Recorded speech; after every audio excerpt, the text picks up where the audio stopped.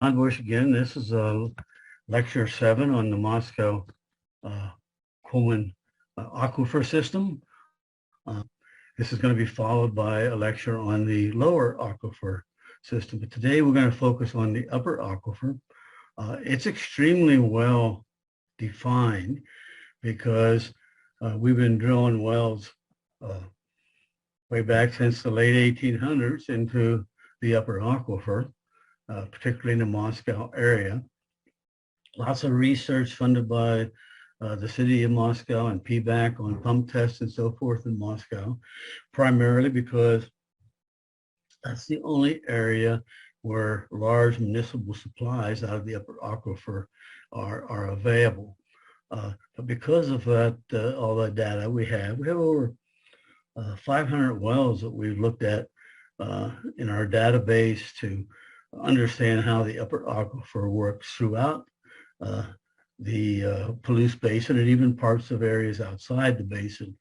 So, and we have covered in our talks now a lot of the basic principles and a lot of the fundamentals of Moscow Pullman Basin. So we're just going to proceed through it. I find it interesting that we know so much, actually, rather than everybody always saying we don't have enough information. Well, the upper aquifer is a little different. We kind of have it understood. And remember on the slide here now, we've seen this slide many times, but the upper aquifer is all the water and upper aquifer rocks above the uppermost Grand Ronde, and as you follow across out of segment A, and real thick vantage sediments there, and then you cross through the segment B, and the vantage is very thin. The salts are horizontal, and you head out onto the west part, out into the Union Flat Creek area, and we'll come back to that area because out there, what I call the architecture meaning the stratigraphy of the units, how they're arranged, is different out there than it is in segment A and B. We'll come back and talk about that. This diagram's a little too generalized to show that. We're talking about the vantage member, the basalt of Lolo, which crosses over the entire area, the sediments of Moscow, and a brief reference to Saddle Mountains basalt. They do play a minor role in some places in how the aquifer system works. As we proceed through the talk, I will throw out several characteristics about the upper aquifer, and then we'll summarize those at the end. First thing I would say is that it's very compartmentalized. Resources are variable. You range from some high production wells in Moscow to wells that are almost basically dry out through a segment B. So it's it is complex, it is compartmentalized. Water levels are not the same across large areas. It's not unusual for water levels to change from one compartment to another.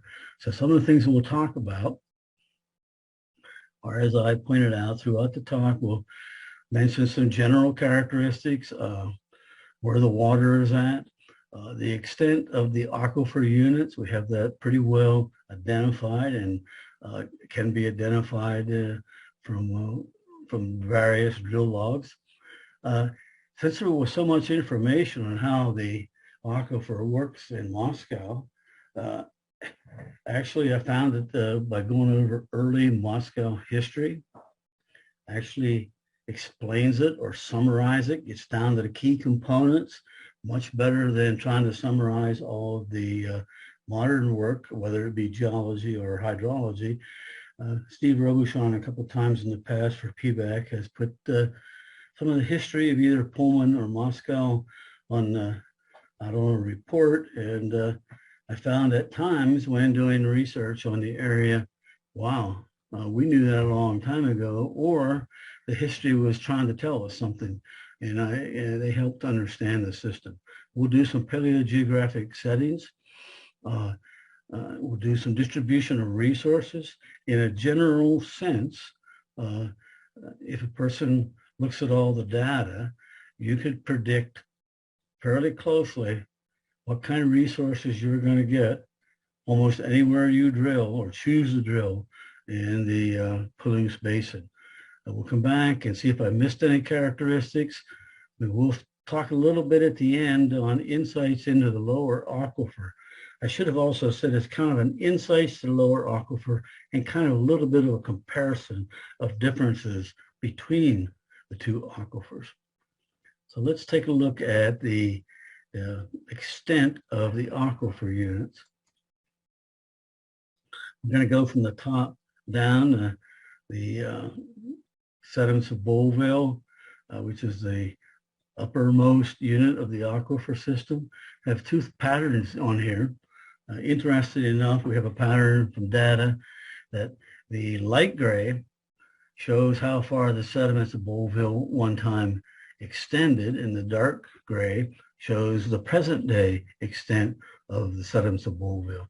What's interesting to me on the origin was that at the end of most of the basalt flow 16 million years ago, the drainage systems were so plugged and base level was raised so much throughout the Columbia River Plateau, not just in Moscow and Pullman, but what that caused was an extensive fan braided stream system which covered Pullman, probably covered Albion, certainly covered Palouse. And then we didn't have any more volcanism for another 4 or 5 million years, and that volcanism was minor. So once the system volcanics slowed down, you get all this deposition, and then at some point it starts to erode, streams start to establish themselves, and you carry away a lot of the sediments that were deposited. It's a little hard to tell exactly when. 12 million year old local basalts are interbedded with the sediment, so they even over in Pullman. So they weren't all eroded away instantaneously. It took a long time. Moscow's been stable, close to 15 million years of erosion to erode away those sediments and get back to where the sediments are now. And as a reminder of our sequence, this is a drawing you've seen before. Our upper aquifer, the Vantage member, thick in Moscow, clays primarily, waters in the sands. The low flow covers the whole area, and it's overlined by the sediments of Bowlville, which we just talked about in Moscow, but not over the rest of the area. Let's talk about a little bit about the extent of the low flow. We've mentioned this before, but just a reminder, the low flow was one of the most laterally extensive flows over the Columbia River Basin. In the Moscow Pullman area, it went closer to the mountain fronts than any preceding flow. So it's like a blanket over the entire area. 99% of the outcrops that you see along the road in quarries, road cuts, whatever, it belongs to the low flow. And that flow has a couple characteristics. It's either an aquifer and it can be an aquitard. We've pointed this out before. It's a thick flow, 160 some feet on the average. You can get water out of the bottom of that flow, and you can get water out of the flow top. But generally that's only domestic water, 5 gallons or less, 10 gallons or less, occasionally maybe 50 gallons. Probably more important than the fact that it was the first aquifer that we developed. The center is dense, covers the entire area. In Pullman, the streams do cut down into the flow bottom or get close to the flow bottom throughout the area. Other than there, this flow is like a rubber blanket over the entire area. And we will talk about it's maybe more important than it is as an aquifer. The more important part to notice is that it is an aquitard to vertical percolation down into our lower aquifer. Okay, so we'll talk about maybe, let's see, give me a second, got to get my slides up here. We'll talk a little bit about the distribution and the formation of the vantage and the changes in architecture across the Palouse Basin. Going back to a reconstruction, this is a reconstruction during the time of the emplacement of the Rosa member, a wanton basalt flow that flowed across the basin, flowed across the plateau after the Grand Ronde basalts, before the Lolo flow. So we have this map, even though it's very generalized on a small piece of paper. You could, if you were interested, we have enough data that you could accurately draw these lines where that basalt flow ended, the Rosa.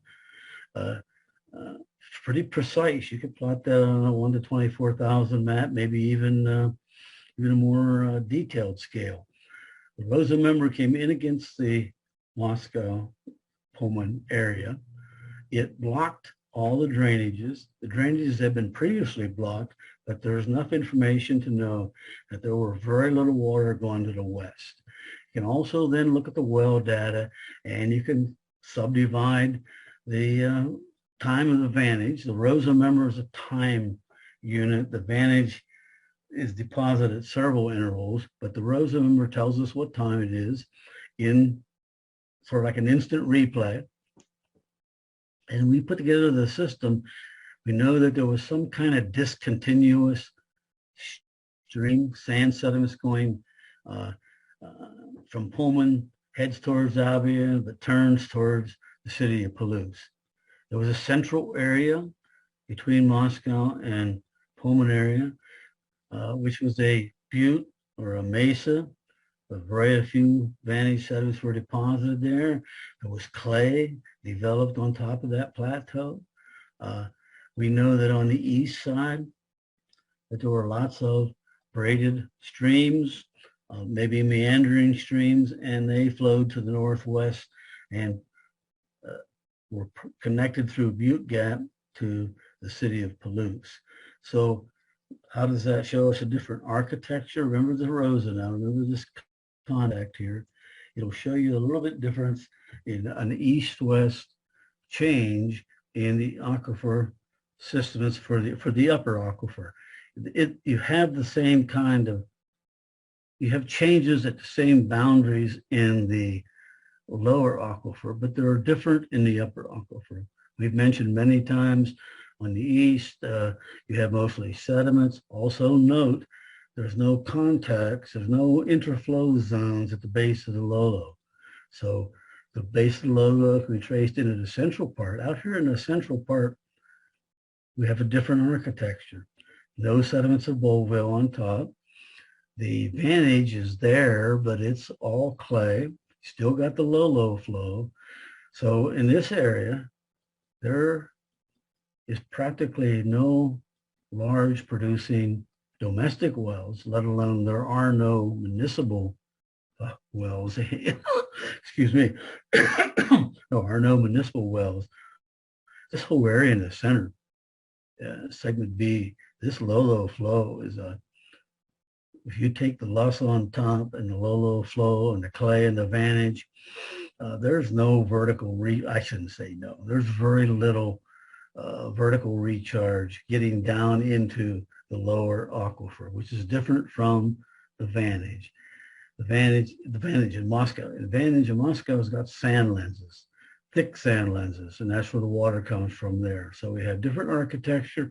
We go across, we get into Pullman. Now we've talked before about the basalts tend to get wrinkled and folded. That's not the real difference in architecture. Let's go out here, look at the fine details on this diagram out to the west, out in the uniflacteric area. Here, the upper aquifer is totally different architecture than we have in the other segments, mainly because the Rosa flow now separates the Grand Ronde and the Lolo flow. It pinches out, as we've pointed out on our paleogeographic reconstruction, but it gets pretty thick out of the Union Flat Creek area. It could get up to a little over 100. If we go out of our area up to Colfax, where you could measure it in the field, it's about 170 feet in thickness. So you got a different architecture. All the domestic wells out here in, before you get to Union Flat Creek, it's going to go through those two basalt flows out in Union Flat Creek, and even too small to illustrate on this diagram, overlying the low flow, all along the Union Flat Creek, due southwest and west of Pullman. Overlying this is even a flow of the Saddle Mountains rocks that were 12 million, or that were 4 million years later. And interesting enough out there, most of the domestic wells are out of the basalt flows. There's no major municipal well ever been developed. And following the history a little bit, it's a little hard to tell about the farm wells, but the earlier wells went down through the Soton only, that's the Saddle Mountains flow. They were pretty much drained out or used out. Plus, they were in part drained by farmers putting in a drainage system which kept their fields dry. And then a lot of domestic wells out of the low, and some domestic wells that produce a little bit out of the low and a little bit out of the Rosa. So 3 different architectural changes across the basin. And let's go back and look at the history of Moscow, which will tell us, I think, tells us basically how the whole aquifer system develops. Even though parts of this history is only related to Moscow, it tells us how the whole system, I think, operates. So let's do the history. Late 1800s, the first settlers in the area, they drank out of the springs or used springs that came primarily out of the sediments of Bowlville. They weren't high producers. Excuse me. And then they started digging into the top of the low flow, and water flowed from the top of the low flow right into the drainages. And so you didn't have to dig far. As the city progressed, as expansion occurred, they even drilled through 200 or 300 feet of the sediments of Bowlville up on the high parts of Moscow and got water out of those sediments. I helped fill up an abandoned well on one of the mansions up on old-time mansions up on top of one of the hills in Moscow. It was 200 feet with deteriorating casing, and you could tell from the material stuck on the bottom of the casing that we pulled out that with water was coming out of sands. At one time they had dug that well, or had drilled that well a couple hundred feet. Well, the point was the first water was coming out of the top of the low flow. Compare that to today. Of course, there's no wells hand dug into the low flow, which are flowing at the surface. However, since we withdrew that water down, the water level down, there is recharge, documented recharge going into the top of the low flow from along Paradise Creek. So it was one time artesian, and now we're getting some recharge into the top of the low flow. Now, get into, as we proceed forward in our history, once those water supplies begin to diminish, started drilling deeper wells. Not a lot of success, because why? We're going through the dense part of the low. And it turns out, as we talk about here several times, the water from the top of the low flow, which is being recharged now and was recharging then, is not getting through the dense center of the low. So at some point in the early 1920s, the city, looking for drilling Moscow number 2, did some studies, and they drilled a well in 1925, went through the entire sequence. Of course, they cased off the sediments of Bowlville, and then it's open hole in the low, and then there's a open hole at the bottom of the low flow. And the well, the most water they hit was coming out of the Vantage Sands and out of the bottom of the low.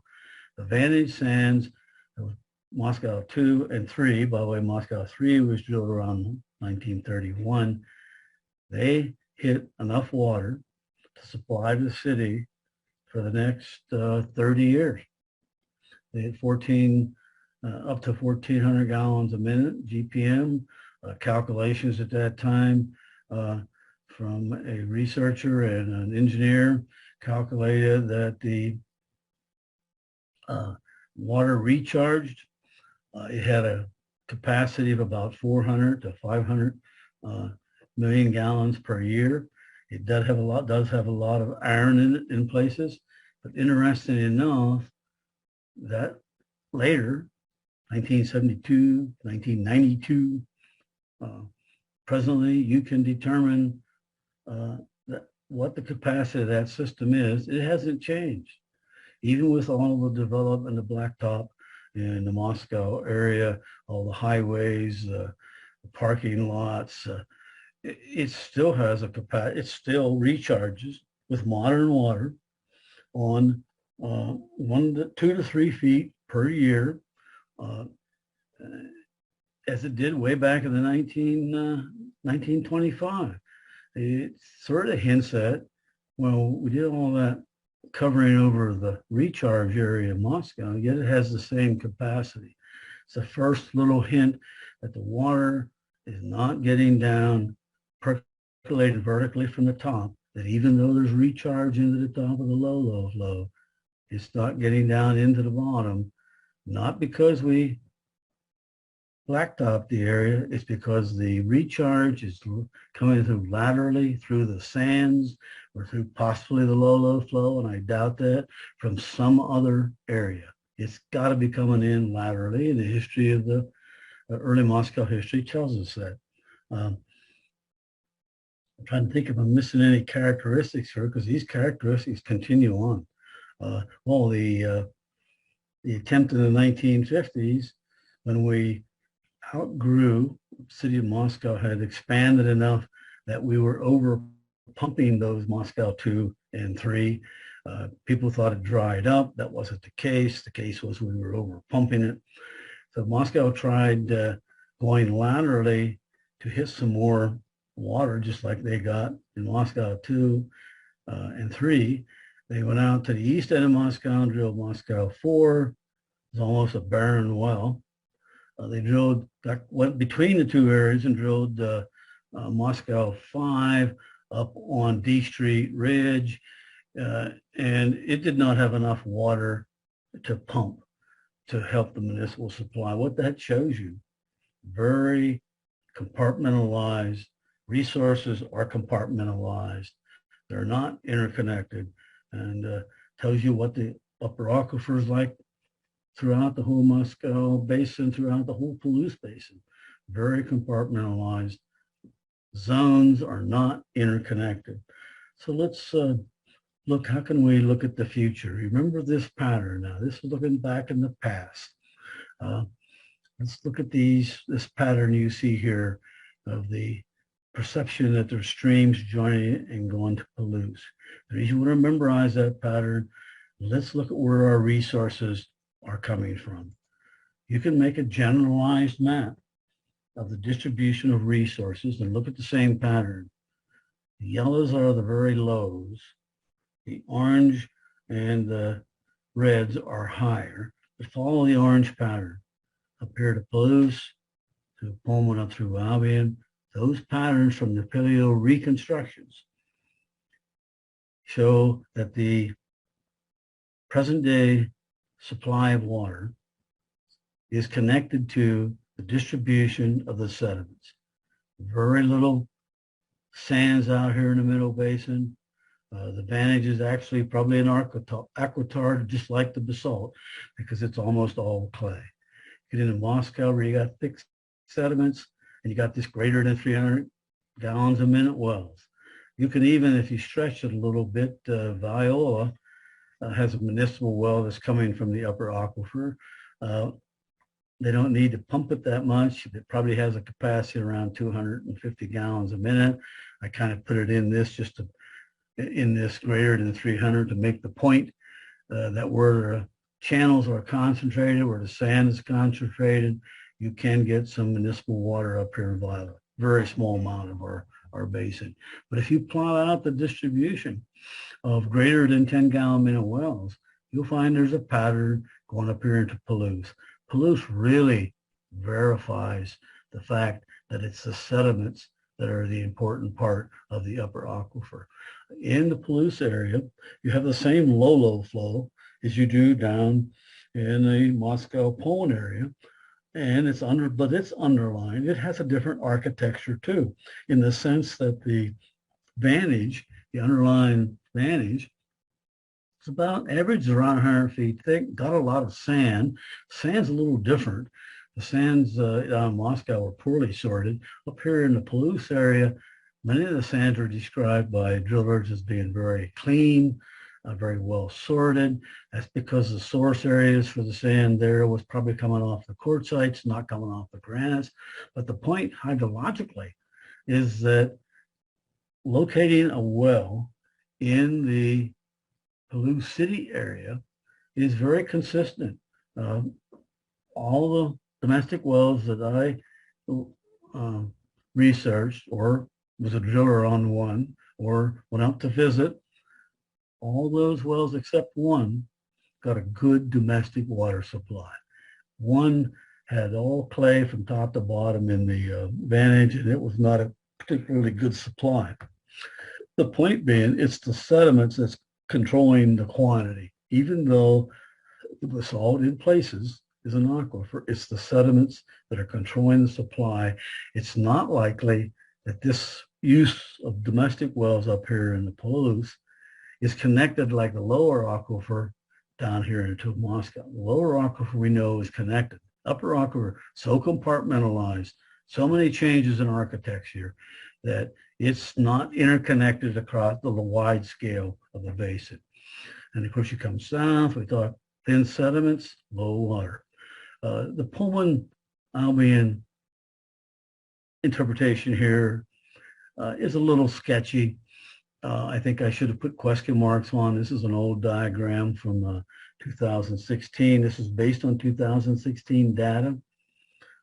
Along Pullman towards Albion, it gets very difficult to predict, and a general map like this, I had to generalize. I can talk about a story here in some of the developments on north and northeast of Pullman, where in one well you would get a good domestic supply, and then in the next lot, not far away, you would get an inconsistent domestic supply. Most of the wells drilled along this edge now are going down into the lower aquifer because the upper aquifer is not dependable enough. But right along the South Fork, at the edge of the Rosa flow, as you remember, where there's clays, you don't get much water. Where there's some sands in front of the Rosa, you get a pretty good well, good enough for a domestic well. And to show you the importance of the clay sand composition, you can go up here to the 4 Mile area and looked at a lot of wells up there. They're all, the upper aquifer wells are all low yield. It turns out from examination of the drill logs and the chips and a ditch that was dug, pretty much a lot of clay there. So low yield wells. Now, a couple comments way out here to the southwest and to the northwest. In our area of the Palouse Basin, in the Union Flat Creek area, I put it down as less than 10 gallons a minute. Some detailed studies, I think you'd better break this up into other areas because there are some pretty good domestic wells out there. In some cases, like right in Union Flat Creek, you drill through the Saddle Mountains basalt, you drill through the Lolo basalt, and you drill through parts of the Rosa flow, sometimes to the bottom of the Rosa flow. And you can generally get a domestic well out in this area, not high producers. Now up in the Colfax area, again, pretty variable. A lot of near dry wells in the coming from the upper aquifer. Part of these reasons up here in Colfax is it's being drained by those contacts between the basalt flows are being drained by the Palouse River and maybe the lower ends of Spring Flat Creek and the lower ends of the South Fork of the Palouse. But anyways, the point is there's enough information out there that you can get a generalized resource map. And if we were interested or if there was some need, the data, if you were update data from 2000 to 2000 to the present day, from 2016 to the present day, you could probably make a much more accurate at a better scale. You could probably fine tune this map. I think any person who looked at the drill logs that are available, looked at the information that's available. If you were building a home out here, let's say at that spot, you bought some land and you're going to build a house, you can drill a well. I think if you look through the database, talk to some drillers, get maybe a professional come out and review the data for you, you can pretty much estimate how deep you're going to have to go, whether you're going to have a screen, and how much water can you anticipate. The easiest to anticipate is just drill through the upper aquifer and get water out of the lower aquifer. That's what most people are doing in this area now, but you can predict fairly well from the data available what you need to get out of the upper aquifer. Let's look and see if I picked up and discussed a summary of the characteristics. It's the irregular water levels. I think we noticed that. Variable resource, we certainly beat on that. The basalt of Lolo is mostly an aquitard. The resources are layered. If you didn't pick up on that on the history of Moscow, that's pretty much the case all across the upper aquifer. Very layered resources, meaning they're in the sands, layers and lenses of the sediments, or they're in the flow top or the flow bottom of the basalt of Lolo. Minimal resources in the central part of the Moscow Pullman Basin. I believe I mentioned that. And my favorite topic is it's mostly a sediment aquifer, not a basalt aquifer. This problem, I think we mentioned before, has generated from the fact that we name the aquifer for the basalt flows that it encounters, that the wells encounter. And in the upper aquifer, it was named for the basalt of Lolo, which was part of the Wanapum Formation, and that name was pretty universal through the literature. But that leads people to think that it's a basalt aquifer. You do get some water out of the basalts, but it's primarily a sediment aquifer. I don't think I pointed out this enough. It receives modern lateral recharge via the sediments. I think in looking ahead to insights from the upper aquifer to the lower aquifer, we'll cover that point. Let's down and give some insights, some comparisons between the well-defined upper aquifer and the lower aquifer, which we're getting close to understanding, but not quite as detailed because of the lack of wells, basically. So we look back at our old drawing, and what I was saying about this lateral recharge, it's all the evidence we have. You can just dig and you'll find more and more evidence. For example, they drilled 8 wells, test wells on the Idaho campus into the upper aquifer, only into the Lolo flow, right on the west end of campus. They dropped down into those wells what's called a flow meter, which can detect flow movement. You're right next to the stream. They've documented some water is coming from the the stream and dumping into the well. Well, is that water getting down into the vantage? No. At that particular point, all 8 wells that were studied, there was no downhole movement of water. Analytically showing, in addition to all the other data, just another example, recharge is not getting through the low, not getting through very much out of the sediments bowl, but principally not getting past the low flow. What that tells you is, where's all this water coming here in the vantage? Well, it has to either be coming out of these basalt flows here to the west, laterally, doubt that, or it's coming laterally down from the mountain fronts. And that's what I think all the data is pointing to. So it's moving down along the mountain fronts, getting into the sand lenses, being transported westward, where it's particularly where it's in contact with the low flow, and sometimes feeding the low flow. You get out to head west where you don't have any sands, and bingo, you don't have any major water. So it's the lateral movement of water identified in the upper aquifer. Well, you look ahead.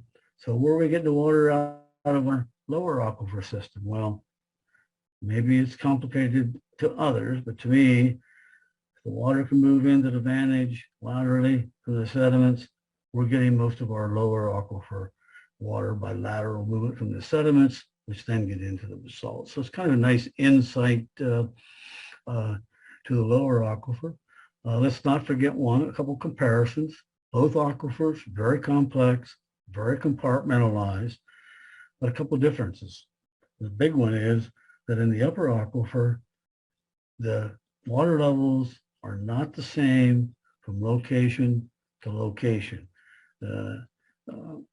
Well, wait, that's not correct. They can be the same, but they're not the same over the whole basin. A lot of variation in water levels, and a lot of variation in the amount of resources, which is obvious.